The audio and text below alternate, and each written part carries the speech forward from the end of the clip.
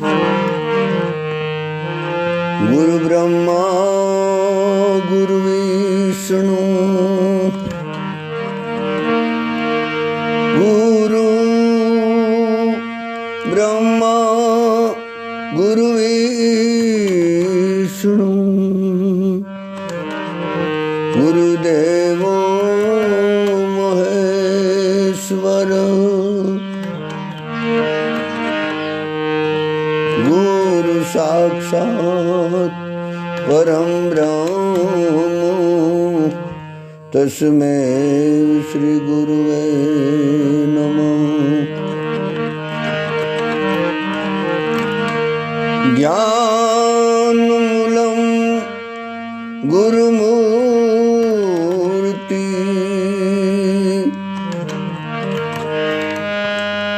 पूजामूलं गुरुर्पदम् मंत्रमूलं गुरुर्वाक्यम् मोक्षमूलं गुरुर्कृपा।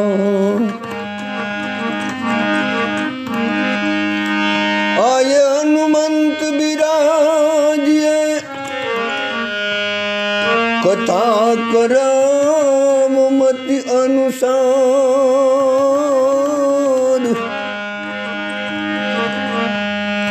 प्रेम सहित गादी धरावो पदार्थ पवन कुमार सियावर राम चंद्र पद प्रिय सदगुरु भगवान प्रिय हो कृष्ण कन्हैया प्रिय हो गौ माता प्रिय हो।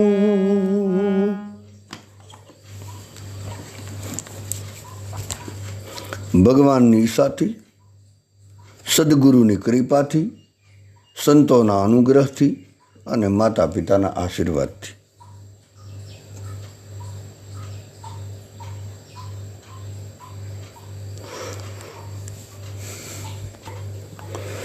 તો આજે આપણે આજથી ગાયો વિશે થોડીક વાતો કરવી છે।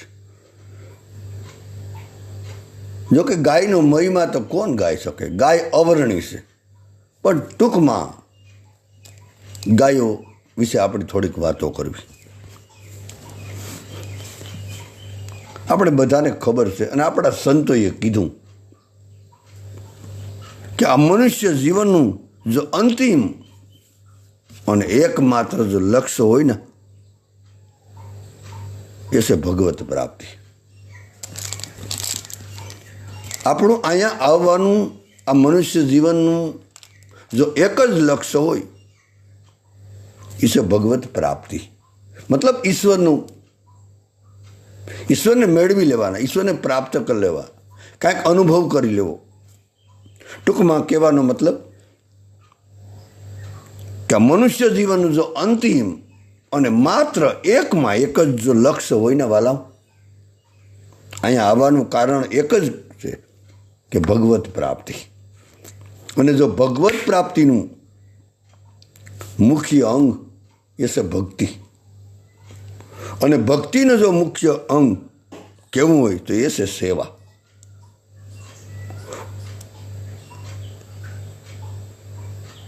અને બધાને ખબર છે ભક્તિનું શ્રી ગણેશ આપણા સંતોએ કીધું ગાયોની સેવાથી થાય છે। જેને જેને ભક્તિ કરી, જેને જેને ઈશ્વરની પ્રાપ્તિ કરી,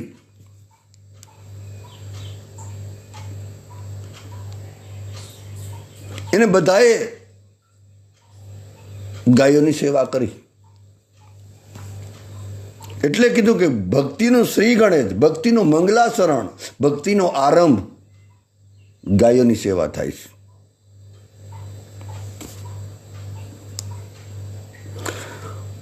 ભગવત પ્રાપ્તિ માટે, ભગવાનની પ્રાપ્તિ માટે, ઈશ્વર પ્રાપ્તિ માટે ગાયોની સેવા એ માધ્યમ છે. ગાયો દ્વારા જ, ગાયો થ્રુ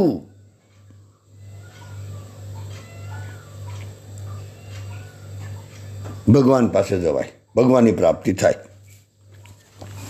આમ તો કોઈ પણ સેવા, માતા પિતાની સેવા, સાધુ સંતોની સેવા, દીન દુખિયાની સેવા, અનાથ બાળકોની સેવા, વિધવા માતાઓની સેવા, સુરદાસની સેવા, ગાંડા ઘેલાની સેવા, પક્ષીઓની સેવા, અથવા તો કોઈ પણ જરૂરિયાતમંદ એવી કોઈ પણ સેવા, આ બધી જ સેવામાંથી પસાર થઈને આપણે ભગવાન પાસે પહોંચવાનું છે. અને એ પણ યાદ રાખવાનું, આમાંથી એકેય સેવા ભગવાનને ભૂલીને નથી કરવાની, ભગવાનને સાથે રાખીને કરવાની છે. મતલબ ભજનને સાથે રાખીને સેવા કરવાની છે. ભજન મતલબ સમરણ.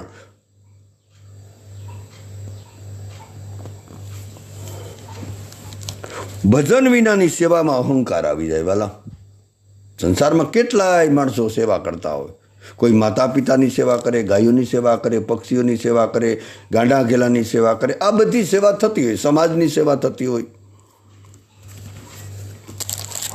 પણ જો સાથે ભગવાનનું ભજન ન હોય, ઉપર કોઈ સદગુરુનો સાથ નહીં હોય, ભગવાનને ભૂલીને, ભજનને ભૂલીને જો એકલી સેવા કરવામાં આવશે તો એ સેવામાં અહંકાર આવી જાય. કદાચ આપણે સંસારમાં વસે રહીને આવું બધું કરતા હોય તો કદાચ ભજન સેવા કરવામાં ભૂલી પણ જવાય. ઘણીવાર એવું બને કે એકારે બે નથી થઈ શકતું તો હું કરું. સેવા કરતાં કરતાં ભજન સુકાઈ જાય છે.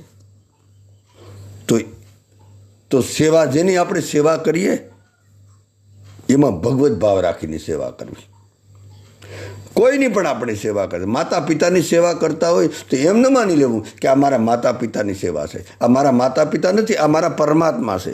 ગાંડા ઘેલાની સેવા કરતા હોય તો એ ગાંડું છે કે ઘેલું છે એટલા માટે નહીં. એવો ભાવ રાખવાનો કે જેમ આપણા પ્રાગજી બાપા થઈ ગયા ને પોરબંદર, ક્યાં ને ક્યાં પહોંચી ગયા. એને કદાચ એ રીતે સેવા કરી છે, આપણે તો ખબર નથી. તો ગાંડા ઘેલાની સેવા કે કોઈની પણ સેવા કરવી એમાં ભગવત ભાવ રાખવો કે આમાં ભગવાન બિરાજમાન છે એટલા માટે સેવા કરું. કેવલ એને ગાંડું ઘેલું માનીને નહીં. એને આ નિરાધાર છે, આ દુઃખી છે, તો ત્યાં સુધી આપણે અટકી જાય. એમાં ભગવત ભાવ કરવાનો છે કે આમાં મારો ભગવાન બિરાજમાન છે. જેમ એકનાથજી, આપણે ઘણીવાર એવું આવી ગયું કથામાં, સત્સંગમાં, કે એકનાથજી ગધેડામાં ભગવત ભાવ કર્યો હતો કે આમાં મારો ભગવાન છે. દેવીદાસજીએ રક્તપિતિયામાં ભગવત ભાવ કર્યો હતો. આપા ગીગાએ, શામજી બાપુએ, આપા દાનાએ, આપા જાદરાએ, એ બધા મહાપુરુષોએ ગાયોમાં એવો ભાવ કર્યો હતો કે ગાયમાં મારો ભગવાન છે. અને ગાયમાં તો હું નથી, 33 કરોડ દેવતા છે તો ભગવાનનું બધું જ છે ગાયમાં.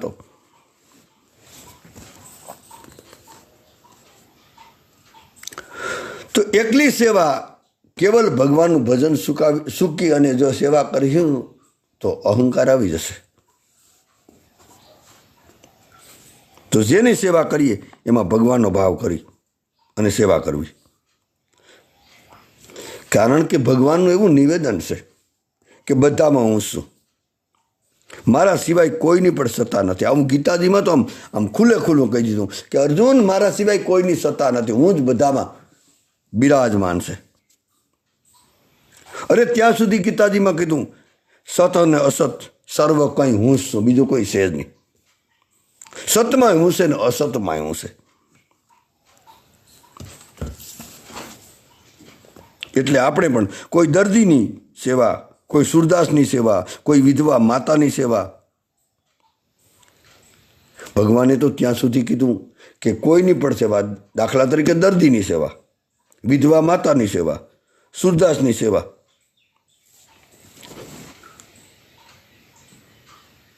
ભગવાને કીધું એ મારી જ સેવા છે.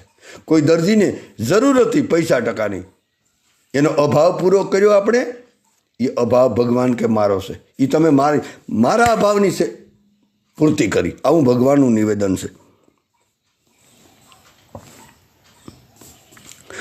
કોઈ ભૂખ્યાને ભોજન કરાવવામાં આવે, ભગવાને કીધું એ મને જ તમે ભોજન કરાવ્યું.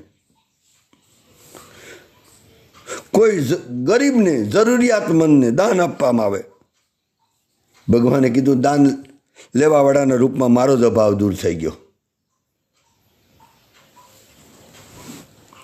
કૂતરાને રોટલો નાખવામાં આવે, કબૂતરોને દાણા નાખવામાં આવે, ભૂખ્યાને અન્ન આપે, તરસ્યાને પાણી પીવડાવવામાં આવે, તો બધાના રૂપમાં પરમાત્માએ કીધું એ મારી સેવા છે, બીજા કોઈની સેવા નથી થઈ.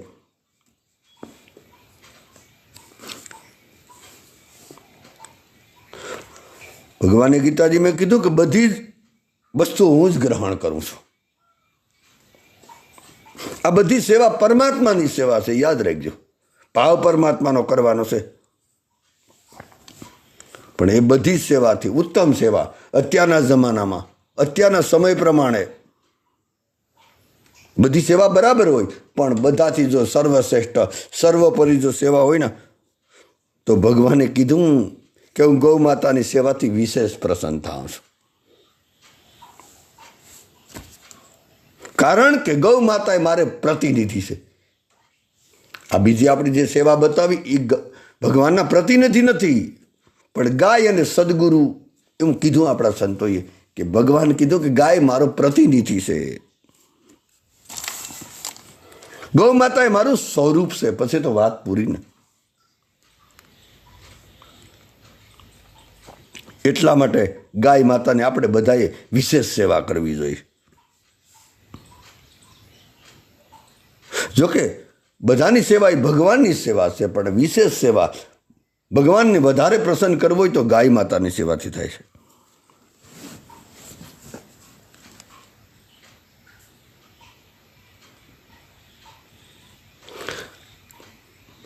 ભગવાને કીધું કે મારા સિવાય બીજું કોઈ છે જ નહીં, અન્ય એટલે બીજું કોઈ છે જ નહીં, છતાં પણ અને હું અનેક રૂપમાં પ્રગટેલો છે. ભગવાન કે બધી જગ્યાએ બધી વસ્તુમાં જળ ચેતન જલસર થલસર નભસર અંડજ સ્વેદજ ઉદ્ભિજ જરાયુ બધામાં હરિવ્યાપક સર્વત્ર સમાના, બધામાં હરખો જ છે. પણ ગાય ઉપર પરમાત્માનો વિશેષ પ્રેમ છે. ગાય માતા વધારે પરમાત્માને વાલી છે.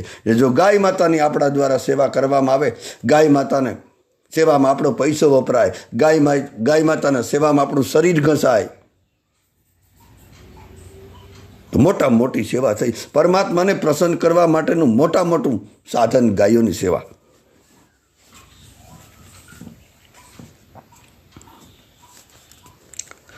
અને આપણા ઉપનિષદોમાં, એમાંય તૈત્રીય ઉપનિષદ, એમાં તો એવું કીધું શ્લોકમાં કે બહુશ્યામ પ્રજાએ બધા જ રૂપ એના છે.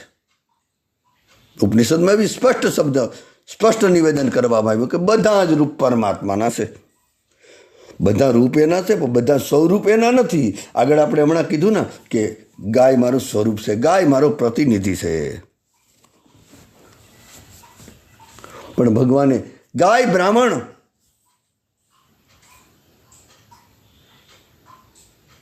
સાધુ અને અગ્નિમાં વિશેષ છે. ગાયમાં, બ્રાહ્મણમાં, સાધુમાં, અગ્નિમાં, એમાં ભગવાને કીધું વિશેષ. એ મારા સ્વરૂપ છે, હું મારા પ્રતિનિધિ છે.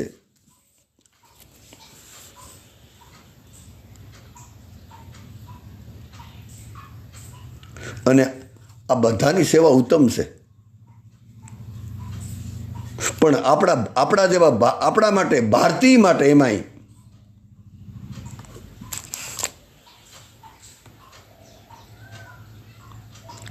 ગૌ સેવા એ તો છે ને, શું કહેવું, આપણી સંસ્કૃતિનો એક અભિન્ન અંગ છે. અને ભક્તિનું મુખ્ય અંગ તો આપણે શરૂઆતમાં જ કહી દીધું કે ભક્તિનું મુખ્ય અંગ ગાય માતાની સેવા છે. શરૂઆત તો ત્યાંથી થાય, આરંભ તો ત્યાંથી જ થવાનો છે ભક્તિનો.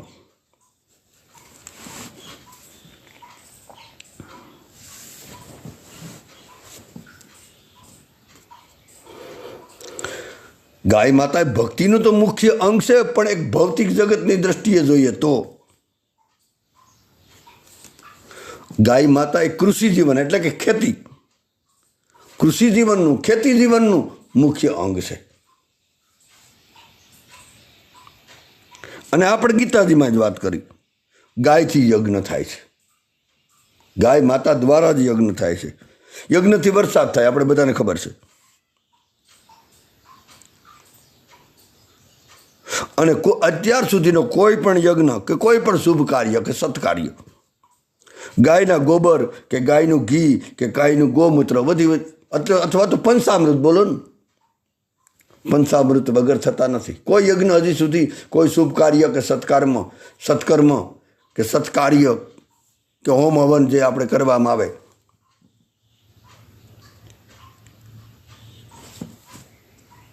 એ પંચામૃત મતલબ કે ગાયના કોઈ દૂધ, દહીં, ઘી વગેરે એના વગર નહીં થાય, અને એના વગર થતા પણ નથી. એટલે પ્રાણી માત્રનો આધાર ગાય છે.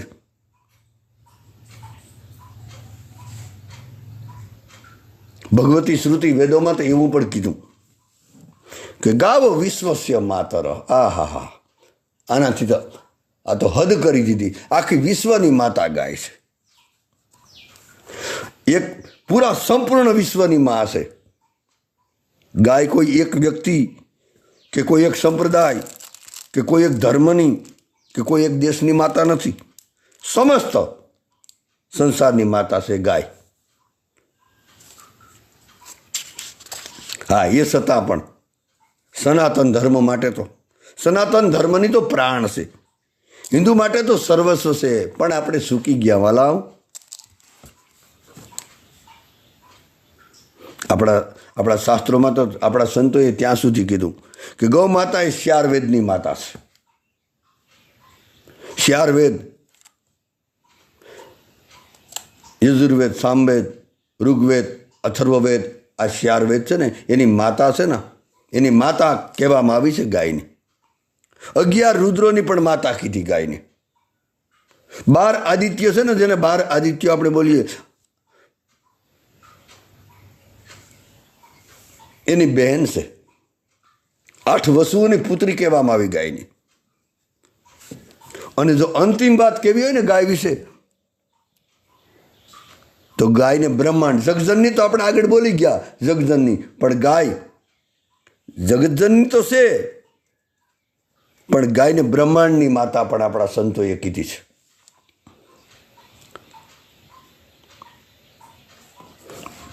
જો આપણે બધાને ખબર છે કે મનુષ્ય માત્રમાં જેટલા મનુષ્ય છે એમાં આપણી પોતાની જનેતા, જન્મ દેનારી માં શ્રેષ્ઠ છે.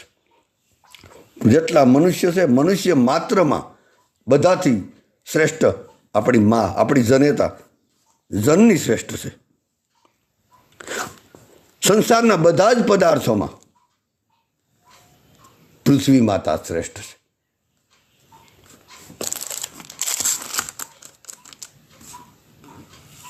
બધા જ દેવી દેવતાઓમાં જે વિદ્યાની દેનારી છે, વિદ્યા આપનારી છે, માં સરસ્વતીજી શ્રેષ્ઠ છે. બધા જ ગ્રંથોમાં ગીતા માતા શ્રેષ્ઠ છે. બધી નદીઓમાં ગંગા મૈયા શ્રેષ્ઠ છે.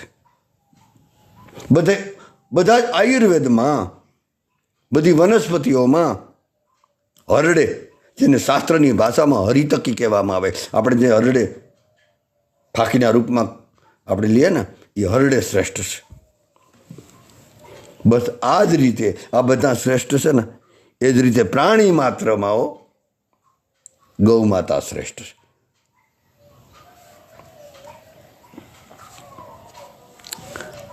ભાગવતમાં કથા આવે, આપણે બધાને ખબર છે, જેટલા ભાગવત વાંચ્યું હોય એને બધાને ખબર છે કે જ્યારે સમુદ્ર મંથન વખતે છે ને, દેવી દેવતાઓ, દેવો અને દાનવો અમૃતની લાલચથી અમૃત મેળવવા માટે સમુદ્રનું મંથન કરવા તૈયાર છે આ બધા. ત્યારે વિષ્ણુ ભગવાને કાચબાનું રૂપ ધારણ કર્યું હતું. મંદ્રાસણ પર્વતને રવૈયો બનાવ્યો હતો, શેષનાગનું નેતૃ બનાવ્યું હતું, અને પછી દેવો અને દાનવોએ સમુદ્ર મંથન કર્યું. ત્યારે કહેવાય કે સમુદ્ર મંથનમાંથી સૌ પ્રથમ તો કહેવાય કે ઝેર નીકળ્યું હતું. પણ એ પછીની એવી વાત છે, એવું બધું શાસ્ત્રમાં લખેલ છે, ને ભાગવતમાં તો ખાસ, કે 14 રતન નીકળ્યા હતા. 14 રતનો, 14 રતન નીકળ્યા હતા. એમાં જો પ્રથમ નંબરનું રતન નીકળ્યું ને તો કામધેનુ ગાય. આમ તો 4-5 ગાય નીકળી છે કહેવાય કે, પણ કહેવાય કે પ્રથમનું રતન તો કામધેનુ ગાય હતી.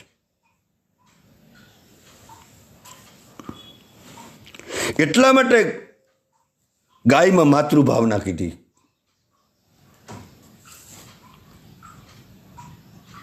અને આપણા સંતોએ ગાય માતાને કામધેનુની પદવી આપી. સુરભી કે જે કામધેનુ જે ગાય નીકળી હતી. અને જગતજનની કેમ કહેવાણી છે?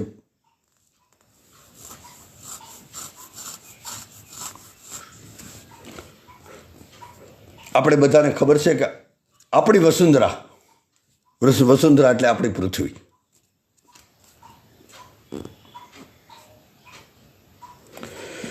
આપણી વસુંધરામાંથી, આપણી ધરતીમાંથી, પૃથ્વીમાંથી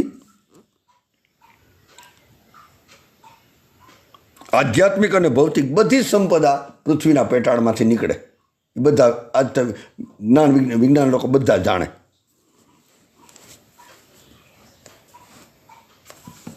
કે ભૌતિક સંપદાય નીકળે અને આધ્યાત્મિક સંપદા છે. એ જ રીતે ગૌ માતાના શરીરમાંથી આધ્યાત્મિક અને ભૌતિક બંને સંપદા મળી જાય. જેને ગાય માતાની સેવા કરીને વાલા એને ભૌતિક સંપદા પણ મળી છે અને આધ્યાત્મિક સંપદા પણ ભરપૂર માત્રામાં મળી છે.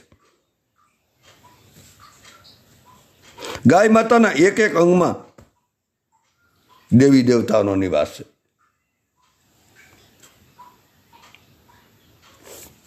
આપણા સમાજમાં તો આપણે બધા આવું બોલતા હોય, અને આપણા વડીલો પણ આવું કહેતા હોય કે ગાયના શરીરમાં 33 કોટી દેવતા બિરાજમાન છે.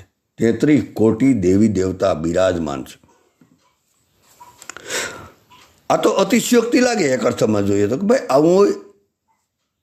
આજના બુદ્ધિવાદી, બહુ ભણેલા, આજના ભણેલા ગણેલા, આજના કોલેજિયન, આજના ગ્રેજ્યુએટ, તાજા ગ્રેજ્યુએટ, એ લોકો ન માને કદાચ આ વાત. એને અતિશયોક્તિ લાગે કે ભાઈ એક ગાય માતાના શરીરમાં 33 કરોડ દેવી દેવતા બિરાજમાન હોય, કેમ સંભવ બને? એ વાત ન સ્વીકારે. અને 33 કોટી દેવી દેવતા ગાયના શરીરમાં સમાઈ જાય એ વાત બુદ્ધિ પણ સ્વીકારે નહીં આજની. કારણ કે એક સમય એવો હતો ત્યારે આ પૃથ્વી પર 33 કરોડ મનુષ્ય પણ નહોતા. એક સમય હતો ને ઘણા વર્ષો પહેલાં, સદીઓ પહેલાં, કે આ પૃથ્વી પર 33 કરોડ મનુષ્યો પણ નહોતા. તો 33 કરોડ દેવી દેવતા હોય એ કેમ મગજમાં ઉતરવું ગાયના શરીરમાં? એનો મતલબ કદાચ એવો થતો હોય કે ગૌ માતાના રોમે રોમમાં, એટલે કે રૂવાડે દેવી દેવતાઓ બિરાજમાન છે.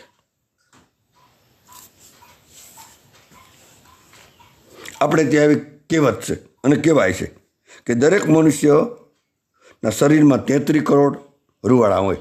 દરેક મનુષ્યના શરીરમાં એવું કીધું કે 33 કરોડ રૂવાડા હોય, અને એક રૂવાડે દેવી દેવતાનો વાસ છે.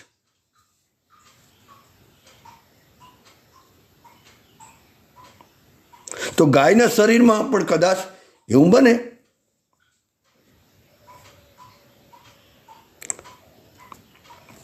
અથવા તો આ વાત આપણા મગજમાં ન ઉતરે કે ભાઈ 33 કરોડ દેવી દેવતા બિરાજમાન ગાય માતાના શરીરમાં હોય, એ આમ બુદ્ધિ સ્વીકારે એમ નથી. તો એનો અર્થ આપણા સંસ્કૃતમાં આપણા સંતોએ કોટીનો અર્થ થાય પ્રકાર. એટલે કે કોટીનો અર્થ કરોડ જ નથી કરવાનો, કોટીનો અર્થ પ્રકાર થાય.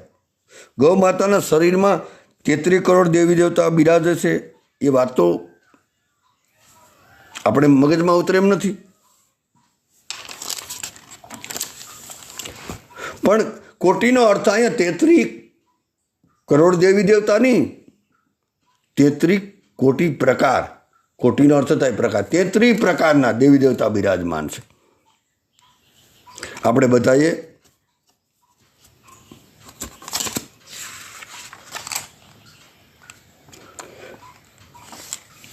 આપણે ઘણી જગ્યાએ ગૌ માતાની એક તસવીર જોઈ હોય, જેમાં એ તસવીરમાં એમાં ચિત્રો દોરેલા હોય, એમાં દેવી દેવતાના ચિત્ર હોય.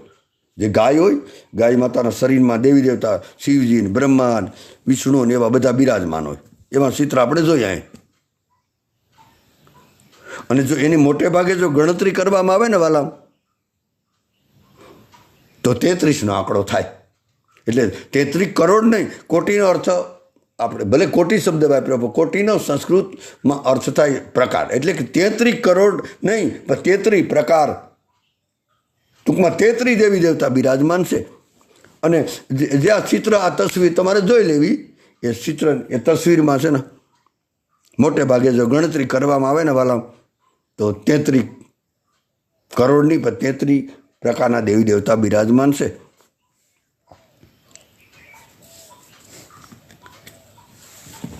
આપણા સંતોમાં, આપણા શાસ્ત્રોમાં એવું કીધું કે સર્વદેવમયા દેવીઓ, ગાય માતાને બધા કેવું સર્વદેવમયા કહેવાય, કે બધા દેવી દેવતાની માતા છે.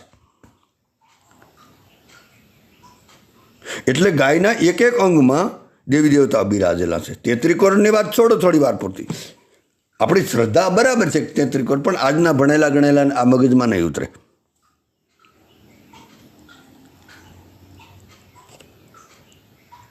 અને આપણા મહાભારતમાં જેને વાંચ્યું છે, મહાભારત, મનુસ્મૃતિ, પદ્મપુરાણ, આપણા પુરાણો, એમાં આવું બધું વર્ણન આવે કે ગાયના સિંગમાં છે ને, જે સિંગણું છે ને, જેને આપણે સિંગ કહેવામાં આવે, એમાં શિવ અને વિષ્ણુ બિરાજે. એ આપણે તસવીરમાં જોઈ લેવું. ગાયના મસ્તકમાં, કપાળમાં બ્રહ્માજી બિરાજમાન છે. ગાય માતાની આંખો એ સૂર્ય અને ચંદ્ર બિરાજમાન છે. ગાય માતાની આંખમાં સૂર્ય અને ચંદ્ર બિરાજે. ગાય માતાના કાનમાં અશ્વિની કુમારો બિરાજે. ગાય માતાના મુખમાં, એના ભાંભરવાના અવાજમાં, એના હુંકારમાં સરસ્વતી માં બિરાજમાન છે. ગાય માતાની પીઠમાં સૂર્યપુત્ર યમરાજા બિરાજે. સૂર્યનો પુત્ર યમરાજા છે ને, એ ગાયની પીઠમાં બિરાજમાન છે. ગાય માતાના ઉદરમાં, મતલબ પેટમાં, કાર્તિકેય બિરાજે. ગાય માતાના ચારે પગમાં ધર્મ, અર્થ, કામ અને મોક્ષ. ગાય માતાના આવમાં, એના આસળમાં 4 વેદ બિરાજમાન છે.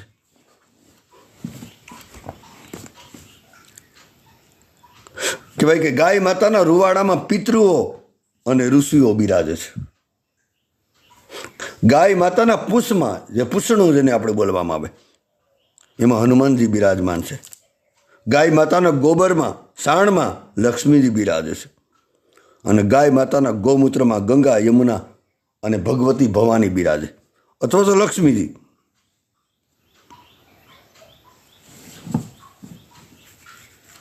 બસ આ રીતે છે ને, ગૌ માતાના શરીરમાં 33 પ્રકારના દેવી દેવતાઓ બિરાજમાન છે. ભલે 33 કોટી બોલવામાં આવે, યતિશયોક્તિ નહીં હોય, પણ આજનું ભણેલું જગત ન સ્વીકારે. એટલા માટે 33 કોટીનો અર્થ પ્રકાર યાદ રાખવાનો, અને આ તમારે ગણતરી કરવાની છૂટ છે.